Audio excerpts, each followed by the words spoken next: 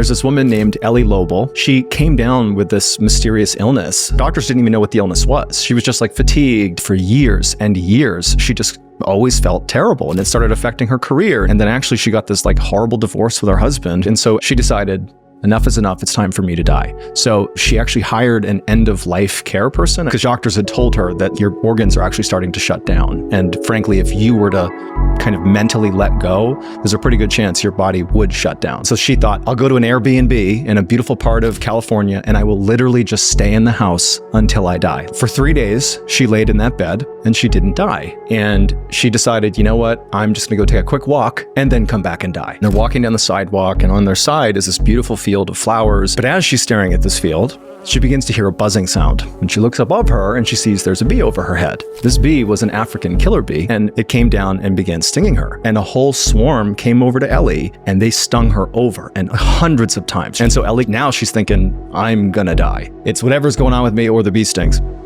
But 3 more days go by, and she doesn't die. And in fact, she actually begins to feel better for the first time in like 15 years. She's like, what's going on here? Well, it turns out right before Ellie got sick, she had gone out for a hike, and she had noticed she had this little mark on the inside of her thigh. She figured it was a bug bite, didn't think much of it, but it turned out she got bit by a tick that had Lyme disease.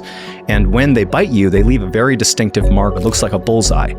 And it stood out to her at the time that she had this kind of bullseye-looking mark on her leg, but she just didn't put it together. It would turn out she had Lyme disease. That was the thing that was affecting her for those 15 years, and she does some research about bee stings. And she discovered an obscure study done in the 1990s in Australia about the toxin in African killer bees and its effects on Lyme disease patients. And they made this hypothesis that a certain amount of bee stings from African killer bees, in theory, could cure Lyme disease, but it was an unethical study, and they couldn't do it because it would involve swarming killer bees on a critically ill Lyme disease patient. But Ellie Lobel unintentionally conducted the experiment on herself, and it completely cured her Lyme disease. 100% healthy now. She tours the world talking about the positive effects of getting stung by bees. Dude. Crazy, right?